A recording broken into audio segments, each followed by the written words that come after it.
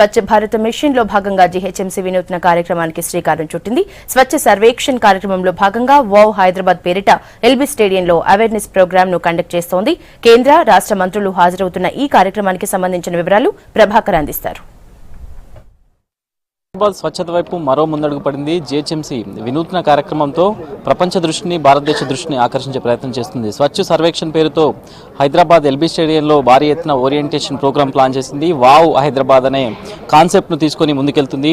ప్రస్తుతం ఎల్బీ స్టేడియంలో చూడొచ్చు, కేంద్ర పట్టణాభివృద్ధి శాఖ మంత్రి వెంకయ్యనాయుడుతో పాటు రాష్ట్ర మున్సిపల్ అడ్మినిస్ట్రేషన్ శాఖ మంత్రి కేటీఆర్, అట్లాగే మంత్రులు, ఎమ్మెల్యేలు, జీహెచ్ఎంసీ అధికారులు పాల్గొనబోతున్నారు.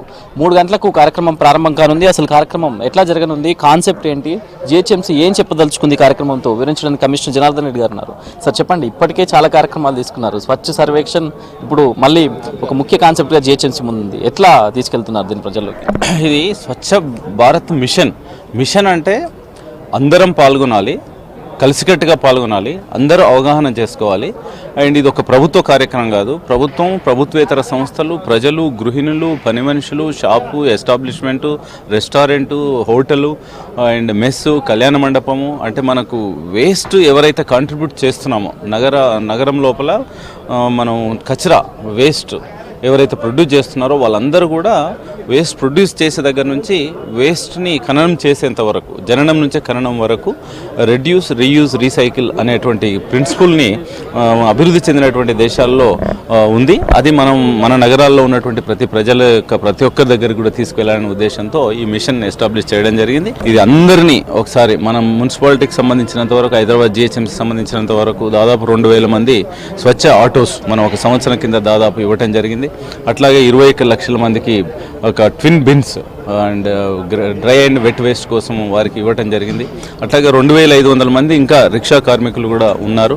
అండ్ వీళ్ళందరూ కూడా ప్రతి ఇంటికి వెళ్ళి ప్రతిరోజు చెత్తను సేకరిస్తున్నారు. కానీ ఒక 10%, 15% మంది చెత్త సేకరణకు వీళ్ళకి వెళ్ళినప్పుడు ఒక 40 రూపాయలు, 50 రూపాయలు ఇవ్వాల్సి వస్తున్న ఉద్దేశంతో అట్లాంటి చెత్తని రోడ్డు మీద పడేయటం కానీ లేకపోతే నాలాల్లో పడేయటం కానీ చేస్తున్నారు. అది ఒక ముఖ్యమైనటువంటి అంశం. రెండవ ముఖ్యమైనటువంటి అంశం ఏంటంటే, చెత్తను సపరేట్గా డ్రై అండ్ వెట్గా ఇచ్చినట్టయితే దాని వాల్యూ అడిషన్ అవుతుంది. అందుకనే well being out of waste or wealth out of waste Hyderabad అనేటువంటి కొత్త కార్యక్రమంతో వినూత్నంగా ఇప్పుడు మనం ప్రజల ముందుకు వెళ్తున్నాం. దానివల్ల ఏంటంటే ఎవరికి నష్టం లేదు.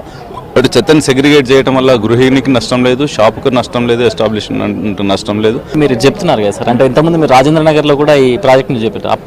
దాని అబ్జర్వేషన్ ఎట్లా ఉంది సార్? అంటే బాగా అవుతుందా అక్కడ, మొత్తం సెగ్రిగేట్ అవుతుందా డ్రైవేట్? ఎస్, అంటే it is a proved principle. ఎందుకంటే మనకు ఉత్పత్తి అవుతున్నటువంటి చెత్తలో 50-60% ఆర్గానిక్ ఉంది, కిచెన్ వేస్ట్, మిగతాదంతా ప్లాస్టిక్, పేపర్, మిగతా వేస్ట్ ఉంది. అవన్నీ పనికొచ్చాయి. మళ్ళీ అయితే కలపడం వల్ల వాటి యొక్క వాల్యూ తగ్గిపోతుంది అండ్ పొల్యూషన్ పెరుగుతుంది అండ్ చుట్టుపక్కల ఉన్నటువంటి గ్రామాల వారికి ఇబ్బంది అవుతుంది. అదంతా తగ్గించాలంటే తప్పనిసరిగా సోర్స్ సెగ్రిగేషన్ చేయాలి. కార్యక్రమం ఎట్లా ఉండబోతుంది సార్? ఎన్ని గంటలకు స్టార్ట్ అవుతుంది? ముఖ్యంగా ఎట్లాంటి అంశాలను తీసుకుంటున్నారు?